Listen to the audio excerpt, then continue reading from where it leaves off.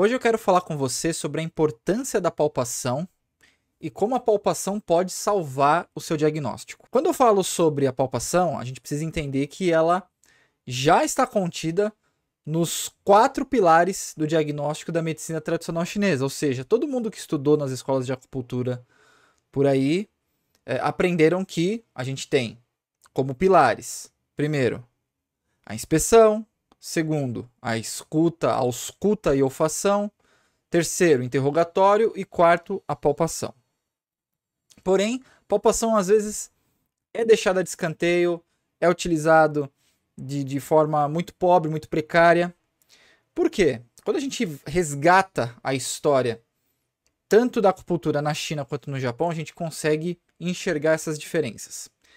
Na China, por conta da acupuntura ser utilizada muitas vezes nos grandes reinados, nas pessoas de alta classe, era muito complicado a pessoa se despir ou mostrar o abdômen, ou mesmo ser tocada nessa região de abdômen, era proibido. Isso fez com que durante o passar do tempo, a palpação ficasse restrita à pulsologia e à leitura de língua. Então, por isso que a gente pega os clássicos de medicina chinesa, muitos falam do médico superior que apenas toca o pulso e realiza o diagnóstico.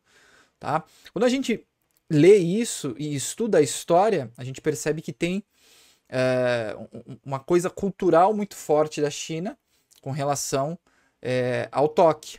Ao passo que no Japão as pessoas eram palpadas sem problema nenhum, e também por conta da acupuntura lá no Japão ser praticada por deficientes visuais, o que trouxe essa questão tátil muito mais em evidência do que na região da China, certo? Então esse resgate da palpação, ele remonta do Japão e de alguns lugares da China que não foram padronizados segundo a medicina tradicional chinesa, segundo as técnicas chinesas que todos aprendem nas escolas regulares. Então, a palpação ela tem uma função importante porque ela tem a capacidade de mensurar o seu diagnóstico. Vamos pegar o primeiro item. Inspeção. Quando a gente fala de inspeção, a gente fala de inspecionar a face, inspecionar a cor da pele, o lustro, condição de cabelo, condição de unha, etc, etc. Isso revela condições internas do nosso corpo em relação a ti, em relação a órgãos e vísceras e tudo mais. Isso revela também uma cronicidade, tá? Então toda a questão de inspeção que a gente faz de face, etc, mostra cronicidades, ou seja, já está há um tempo instaurado isso no organismo da pessoa, do paciente.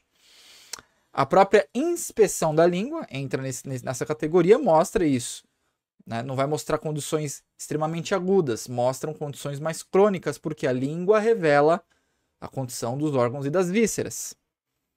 Essas condições crônicas, elas demoram para sofrerem alterações. Ou seja, a pessoa vai mostrar a língua para você, você vai fazer uma sessão de acupuntura regularmente, porém, é difícil que essa condição de língua mude após o tratamento. São necessários diversos tratamentos para que comece a haver mudanças nos aspectos da inspeção, do rosto, de unha, de cabelo e de língua. A segunda forma, ausculto e olfação, o cheiro, o odor, né? Muitas pessoas também utilizam dessa metodologia, eu utilizo bem pouco, mas também refere uma cronicidade e ela demora a se alterar. Terceira, interrogatório. O interrogatório, de todos os 4, eu acredito que seja o mais discutido e amplamente transmitido por todas as escolas, e a grande maioria dos profissionais de acupuntura utilizam do interrogatório principalmente para o atendimento do seu paciente. Por quê? Você está conversando, você está perguntando, você está entrevistando esse paciente, coletando informações para que você possa montar esse quebra-cabeça do paciente e, a partir disso, traçar o seu plano de tratamento. A partir dessa história que o paciente te conta, você tem condições de criar uma história na sua cabeça E a partir dessa história, ou seja, um diagnóstico, você aplica a sua combinação, sua prescrição de pontos. A grande maioria faz isso. Eu fiz isso por bastante tempo, porém não tive o resultado esperado. Por quê? Porque o interrogatório ele é extremamente subjetivo. Explico.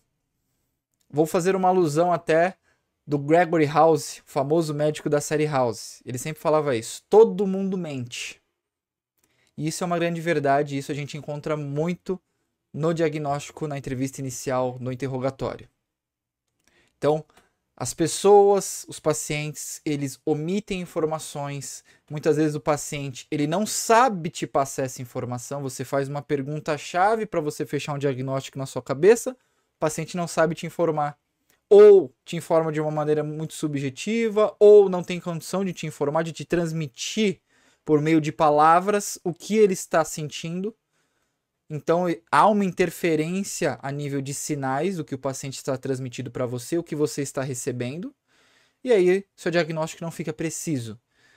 Então, muitas vezes, eu falei assim, o paciente mente, às vezes ele mais omite do que mente, ele mais esconde porque não acha que é necessário ele falar, porque quando a gente trabalha, você que trabalha com a medicina tradicional chinesa, atendendo com as metodologias chinesas, você faz as 10 perguntas do questionário, pergunta de fezes, pergunta de urina, pergunta de um monte de coisas, o paciente ele fica perdido, ele não entende por que você está perguntando dessas coisas, e acaba omitindo coisas, fala, não, tá tudo bem, tá tudo normal, sobre isso não, tá tudo certo. Então, é muito importante que a gente conscientize o paciente a informar os dados de forma precisa, caso você se apoie somente no diagnóstico por entrevista inicial, tá? Estou dizendo que a entrevista inicial, que o diagnóstico por interrogatório não funciona? De forma alguma. Eu utilizo bastante a entrevista inicial, utilizo bastante o interrogatório e principalmente o histórico familiar e o histórico pessoal de doenças e de patologias.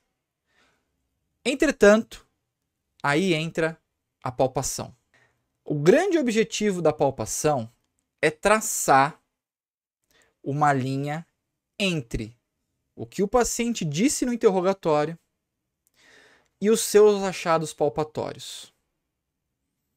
Então, a partir do momento que eu coletei, por meio da entrevista inicial, os dados desse paciente, em níveis de sinais e sintomas, de doenças ocidentais e etc, etc, eu vou começar a palpar esse paciente no abdômen, no pescoço, nas costas e outras regiões, a fim de confirmar o que esse histórico está me dizendo. Então, um exemplo básico. O paciente fala que está irritado, que tem muita dor de cabeça, que o rosto fica vermelho, etc, etc. Quando o paciente deita na maca, eu faço palpações, por exemplo, no ponto F2, que é o ponto fogo do fígado. Faço palpação na região de F14 e F13, por quê? Estou investigando se o fígado está ok. Caso eu encontre reatividade nesses pontos que eu citei, isso é um indício de que há algo relacionado ao fígado. É excesso, é deficiência? A gente entra nesses aspectos posteriormente, mas eu já sei que tem algo relacionado ao fígado. Agora, e se eu pego esse paciente com todo esse histórico, palpo os pontos F2, F14, F13 e ele não dá esse feedback, não tem reatividade em nenhum desses lugares? Ora, isso significa que o que eu pensei, ou seja, a minha história inicial de que o problema era do fígado, não está certa. Por quê? Ela não foi confirmada na palpação. Pensa comigo, a partir do momento que a gente palpa, que a gente pressiona as regiões, as zonas reflexas do paciente, isso é muito mais mensurável do que a história que eu estou colocando na minha cabeça, o diagnóstico que eu estou elaborando na minha consciência. Então, a partir do momento que eu considero a palpação como instrumento-chave, e esse instrumento-chave é o paciente que está me fornecendo, ou seja, eu estou palpando e essa informação quem está dando é o corpo do paciente, o organismo do paciente. é o Qi, é o sangue do paciente. Então, isso me dá muito mais precisão, me dá um feedback muito mais interessante, ou seja, eu consigo ser muito mais assertivo no meu diagnóstico. Por quê? A partir do momento que eu percebi, voltando ao exemplo anterior, que era algo relacionado ao fígado, eu faço um agulhamento, por exemplo, de F8, e a partir desse agulhamento eu percebi que as regiões onde eu palpei não estão mais reativas, significa que o meu diagnóstico está correto e que o ponto que eu selecionei também está correto. Por quê? Porque ele causou uma reação, né, no corpo do meu paciente, tirando essa estagnação. Ou seja, quando eu palpo novamente as zonas reflexas, o paciente não acusa nada. Ou seja, houve uma circulação de Qi, de sangue, na região. Então, essa é a grande sacada da utilização da palpação para o seu diagnóstico.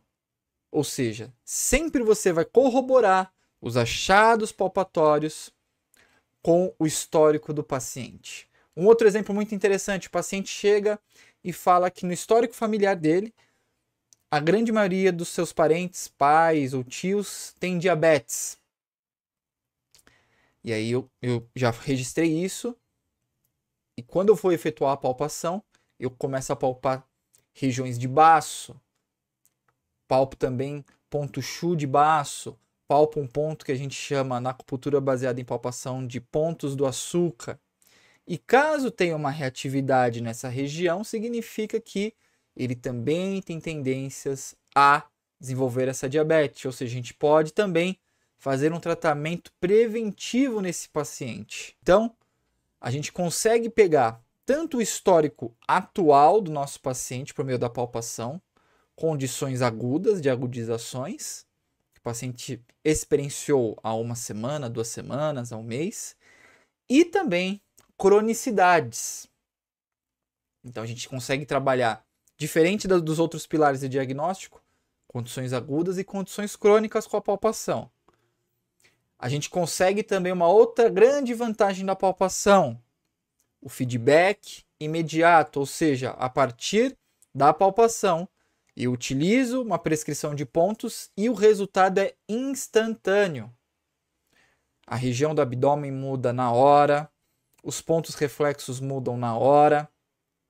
Então, tudo isso me dá ferramentas, né, para que eu possa sustentar a minha hipótese diagnóstica, porque eu estou vendo o resultado no corpo do paciente.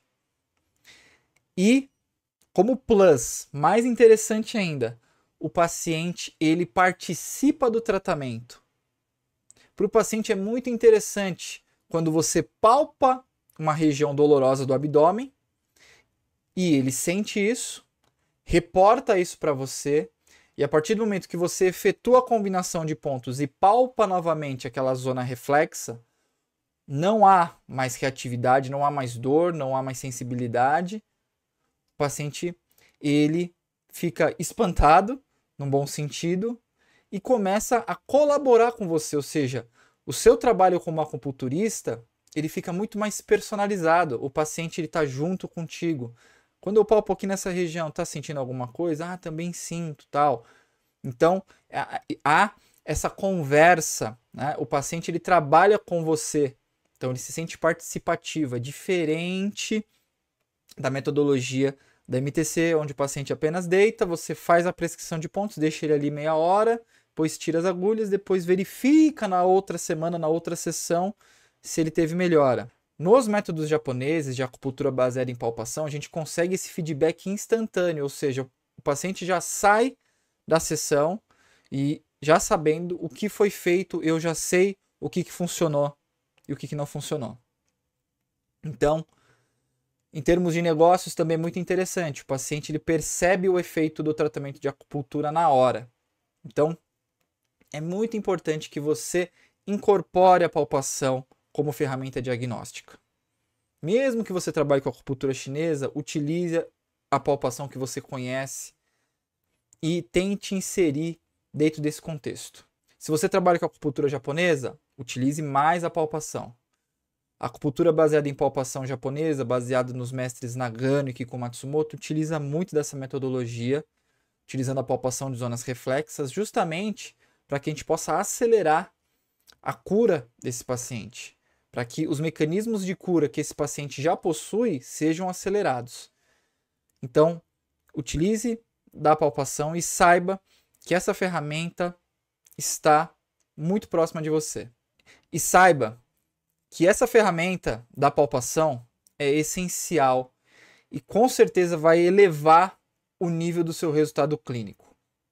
Continue seguindo aqui no canal, dá o seu joinha, dá o seu like, clica no sininho para que você não perca as notificações, porque eu vou aprofundar mais sobre isso, tá? A gente vai falar mais sobre isso, sobre a palpação. Tem o vídeo anterior que eu falo sobre os métodos de localização, ângulo e profundidade, que corrobora bastante com o que eu estou falando agora nesse vídeo, certo? Então, fortalece aqui o nosso canal, comente embaixo dúvidas, sugestões a respeito da acupuntura japonesa, dos métodos de acupuntura baseada em palpação. E espero você nos próximos vídeos. Até!